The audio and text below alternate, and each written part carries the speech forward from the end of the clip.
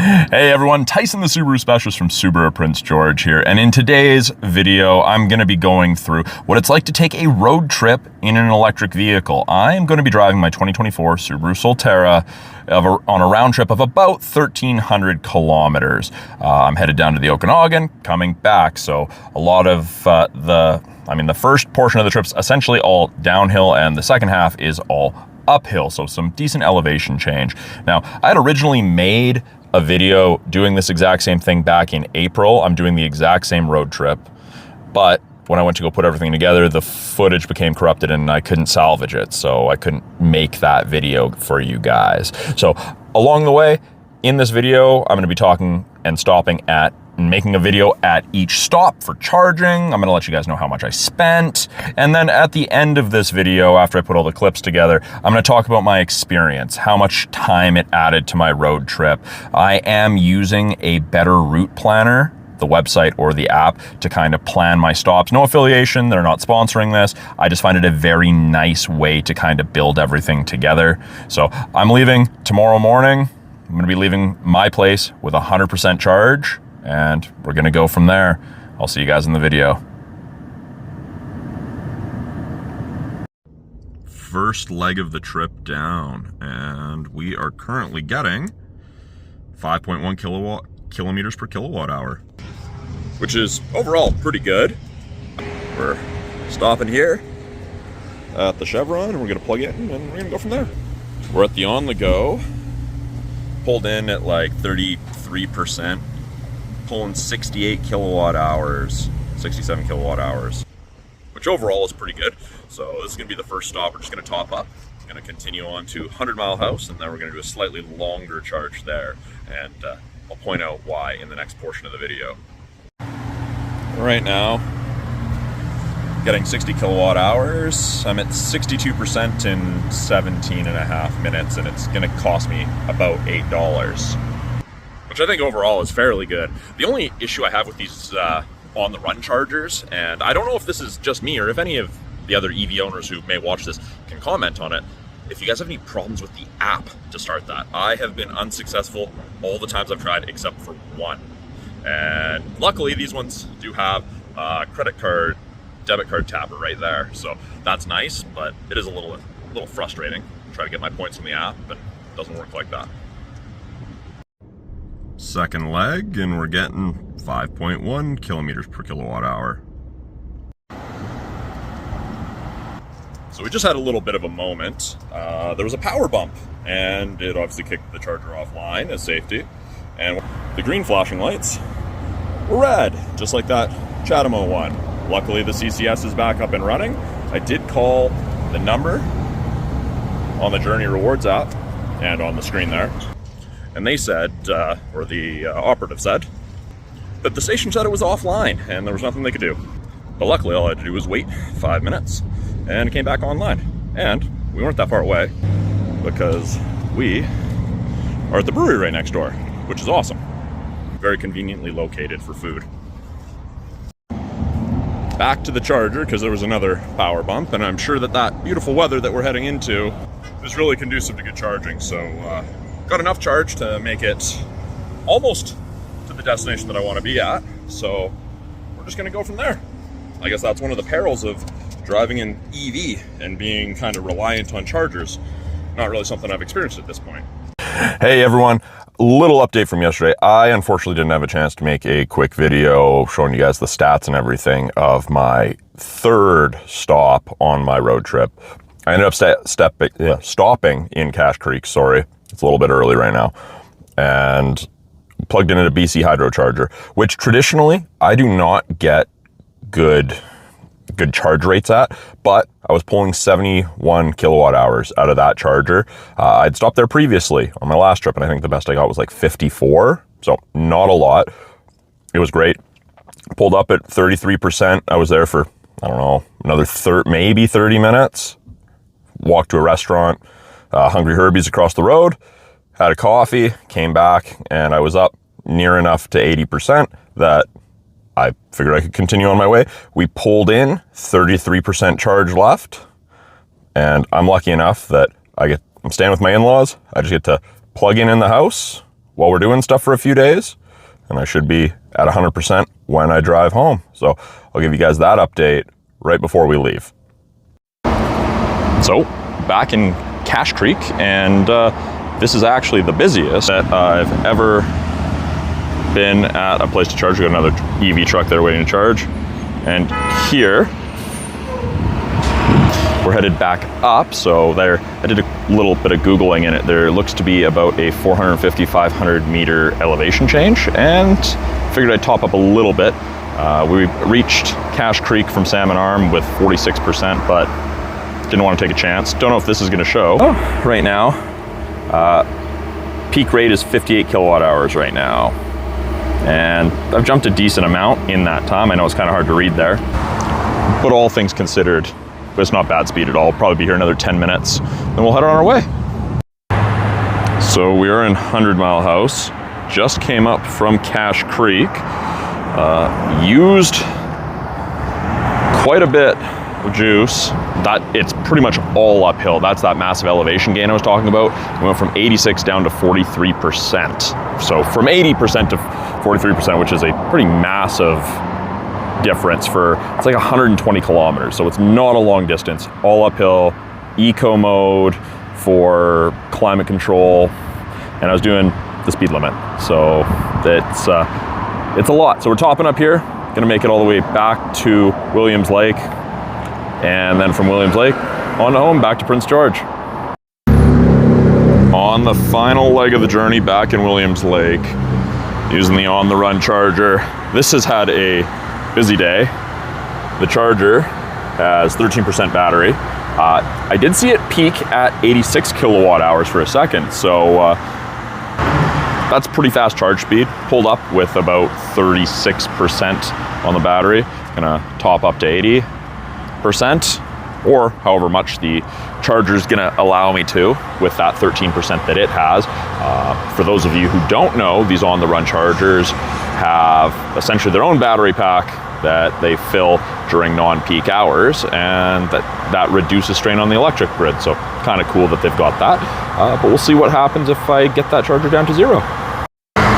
So when it gets to 10% on this charger, power may be temporarily reduced.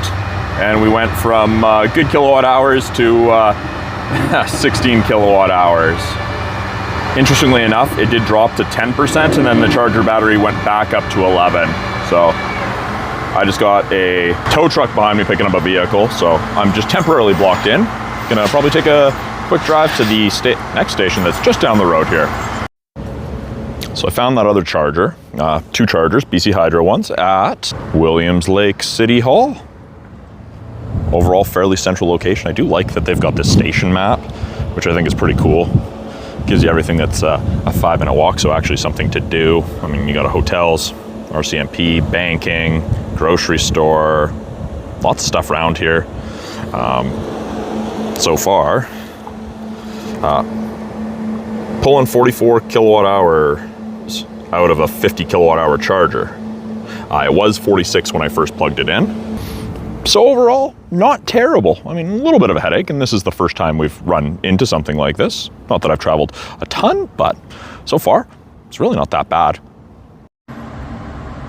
Currently pulling 88 kilowatt hours out of a maximum of 100 for the SolTerra. All things considered, 88% is pretty darn good, I think. We're here in Quesnel, again, another on-the-run charger, and only need about another 50 kilometers worth of range to make it home comfortably. Hopefully have 20 or so kilometers left on the guessometer.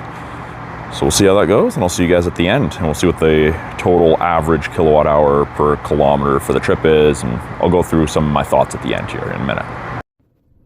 So I've arrived home, and it's a little bit later, especially because of that last stop, but I'm gonna plug it in. Home charger, but I figured I should show you. So just shy of 1,300 kilometers, arrived home with 16%, 56 kilometers, 5.2 kilometers per kilowatt hour, which I think overall, pretty good. That comes out to like 350 kilometers per full charge, if we were to get the exact full extent of it, which, I mean, from the 365 that I get that was advertised by Subaru, pretty darn good. But I'll continue my thoughts and talks about the whole experience of doing a road trip with an EV coming right up. Hey everyone, Tyson the Subaru Specialist here. I am at the end of my road trip. I'm back home, and this is the portion where I am going to share my thoughts about the road trip. And this is technically my second road trip in the SolTerra, not the first like I was hoping to capture. It's a little different. The weather was a little nicer, a little bit more hospitable. So of course, charging times on it were a little bit better than in April when I was traveling. Ambient temperatures during this road trip ranged between 22 degrees Celsius and 30 degrees Celsius. So I'm not sure what that conversion is for the folks south of the border, but it was pleasant. Back in April when I initially did the same road trip, it was definitely a little closer to 10 degrees and as low as 2 degrees Celsius. So first thing I get from people, first question is, how much did it cost you to travel? When I tell them I did a road trip with my SolTerra, which is a 2024 entry level. And the total, and I'll just refer to my cliff notes here that I wrote down, was just shy of $58 for 1,300 kilometers. So that's about 22 kilometers per dollar spent, which is about a quarter of the amount of fuel I would have burned in my 2012 Outback doing the exact same trip. It was essentially a tank of fuel down and a tank of fuel back. So overall, I don't think that was a terrible cost. I think it was relatively affordable. And the next question that I get, no matter what it is, if I'm talking about a road trip or just my ownership in general, is how long does it take to charge? So that's kind of a question of the same question as how long is a piece of string? It varies. It depends on the state of charge, how depleted the battery is, because obviously the charging curve on the SolTerra is not the best out there, but it actually shocked me. So the longest stop that I took was 20 minutes, and that's really when I was eating lunch, and it wasn't bad. If you refer back to the video earlier in this video, when I went for lunch, there was a power bump and it kicked off, and then there was a second one after I went back and started charging again. So, I mean, all things considered, that wasn't terrible. I stopped a total of 7 times on the road trip, 3 on the way down, 4 on the way back. And that was because there was quite an elevation change on the way back up. It was 500 meters over not an overly long distance. And I think that's kind of par for the course when it comes to EVs, you know, larger, you're traveling uphill, more energy required, that sort of thing. Earlier in the video, I ran into that charger issue. I don't think that's a common thing in general, especially not in larger areas. In the north here, we are kind of remote, even though we're not. So things happen. It is what it is. Kind of like a gas vehicle. Power's out, you can't pump fuel. It is what it is. Things happen. I worked at a gas station when I was younger, and the power bumped. It took 15 minutes for the pumps to reset. So not really out in that regard. Charging speed, I know the SolTerra in general has a terrible reputation for charging speed, especially the 23s. 2024, I was actually very, very impressed with the overall charging speed that my vehicle got. I was using mostly non-BC Hydro chargers, but I did stop at a couple of BC Hydro chargers. Peaked at 90 or 91 kilowatt hour charge, which I thought overall pretty darn good considering the maximum that the car will take is 100 kilowatt hours. So 91%, pretty darn impressive. And I was charging at about 30% there. May have been just shy of that. I can't remember. I didn't watch all of the video clips before I started this video. So 90, 91, still pretty darn good. Like I said, 20 minutes was the longest charge that I had to do to get to my next location. Using a better route planner, I didn't follow the exact route that it gave me in terms of where I was going to stop, but it seems to have worked very well in general. So my overall thoughts, especially coming from someone, I'm admittedly a destination person. I'm not about the journey, I'm about the destination. So I don't feel that it impeded me in general. All of my stops were kind of natural, organic things that I was going to stop where I was going to stop, anyways. So my first stop was 2.5 hours into my trip. I was going to grab a bottle of water or a Powerade or a Red Bull or something like that along the way. Anyways, if I just extend my stop a couple minutes, I get the state of charge that I need to continue on to the next one and the next one and so on. So not really an inconvenience overall. I think it was an overall great road trip. Now, if I was routinely doing this and I had to be somewhere by a certain point of time, yeah, an EV may not be the vehicle for me, but this is my primary vehicle. I do have a gas vehicle as a secondary vehicle in the household. Still have my old 2012 Outback, but overall, great vehicle. I think that the 2026 SolTerra that's coming out for Canada is going to be an absolutely phenomenal improvement on the 2024 that I have. And I think that the charging speed increase and the increased range are going to be a great boon.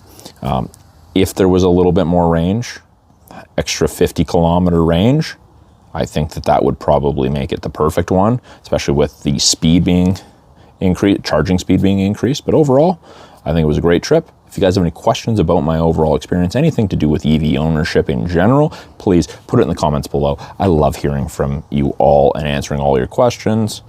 Thanks for watching, everyone. We'll talk soon.